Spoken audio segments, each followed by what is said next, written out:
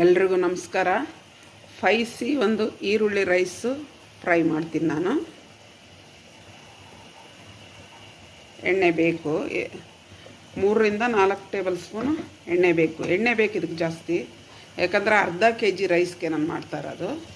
ಸಾಸಿವೆ ಹಾಕ್ಕೊಳ್ಳೋಣ.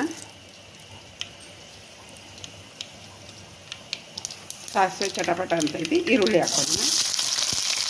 ದೊಡ್ಡ ಗಾತ್ರದ್ದು 2 ಈರುಳ್ಳಿ ಇದು ನೋಡಿ, ಉದ್ದ ಕಟ್ ಮಾಡ್ಕೊಂಡಿರೋದು ನಾನು. ಚೆನ್ನಾಗಿ ಫ್ರೈ ಮಾಡ್ಕೋಬೇಕು.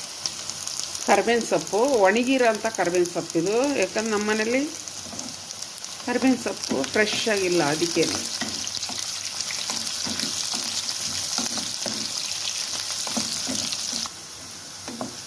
ಈರುಳ್ಳಿ ಚೆನ್ನಾಗಿ ಫ್ರೈ ಆಗಿದೆ.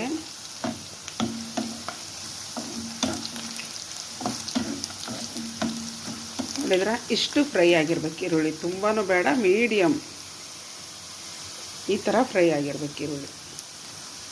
ಇವಾಗ ಈರುಳ್ಳಿ ಚೆನ್ನಾಗಿ ಫ್ರೈ ಆಗಿದೆ. ಏನಿಲ್ಲ ಅಂದರೆ ಖಾರದ ಪುಡಿ, ಇದು 2 ಟೇಬಲ್ ಸ್ಪೂನು ಖಾರದ ಪುಡಿ, ರುಚಿಗೆ ತಕ್ಕಷ್ಟು ಉಪ್ಪು. ಗ್ಯಾಸ್ ಕಡಿಮೆ ಇಟ್ಕೋಬೇಕು ಇವಾಗ, ಯಾಕಂದರೆ ಖಾರದ ಪುಡಿ ಹಾಕಿದ್ದೀವಲ್ಲ, ಸೀದೋಗ್ಬಿಡುತ್ತೆ. ನೋಡಿದ್ರೆ ಚೆನ್ನಾಗಿ ಮಿಕ್ಸ್ ಮಾಡ್ಕೋಬೇಕು ಇದನ್ನು. ಸ್ವಲ್ಪ ಉಪ್ಪು ಖಾರದ ಪುಡಿ ಎಲ್ಲ ಮಿಕ್ಸ್ ಆಗೋವರೆಗೂ ಈರುಳ್ಳಿ ಜೊತೆಗೆ. ಇವಾಗ ಒಂದು ಗ್ಯಾಸ್ ಆಫ್ ಮಾಡೋಣ.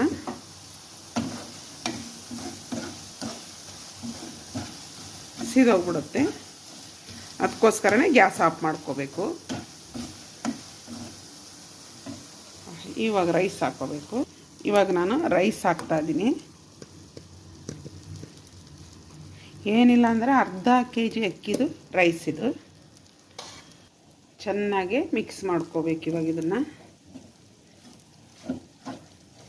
ನೋಡೋಕ್ಕೆ ಒಂದು ಚಂದ, ಇದು ಕಲರ್ ಅಷ್ಟು ಚೆನ್ನಾಗಿ ಕಾಣ್ತಾ ಇರುತ್ತೆ. ಗ್ಯಾಸ್ ಆಫಲ್ಲಿದೆ, ಯಾಕಂದರೆ ಅನ್ನನೂ ಬಿಸಿ ಇದೆಯಲ್ವಾ, ಮೀಡಿಯಮ್ ಬಿಸಿ ಇದೆ, ಫುಲ್ ಬಿಸಿ ಇಲ್ಲ ಅನ್ನ.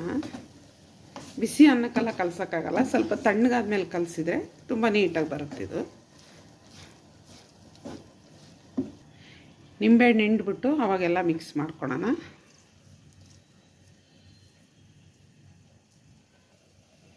ಇವಾಗ ರೈಸ್ ಇದು ರೆಡಿಯಾಗಿದೆ, ಸರ್ವ್ ಮಾಡೋದಷ್ಟೇ. ಸೂಪರಾಗಿರೋದು ನೋಡಿದ್ರೆ ರೈಸ್, ಈರುಳ್ಳಿ ರೈಸು ರೆಡಿಯಾಗಿದೆ. ಇದೇ ಥರ ನೀವು ಮಾಡ್ಕೊಳ್ಳಿ, ತಿಂದು ನೋಡಿ. ನಮ್ಮ ಚಾನಲ್ ನೋಡಿರಿ, ಸಬ್ಸ್ಕ್ರೈಬ್ ಮಾಡಿ, ಕಮೆಂಟ್ಸ್ ಹಾಕಿ, ಶೇರ್ ಮಾಡಿ, ನಮಗೆ ಸಪೋರ್ಟ್ ಮಾಡಿ. ಸಪೋರ್ಟ್ ಮಾಡ್ತಾಯಿದ್ದೀರಾ, ಇನ್ನೂ ಸಪೋರ್ಟ್ ಮಾಡಿ ಪ್ಲೀಸ್.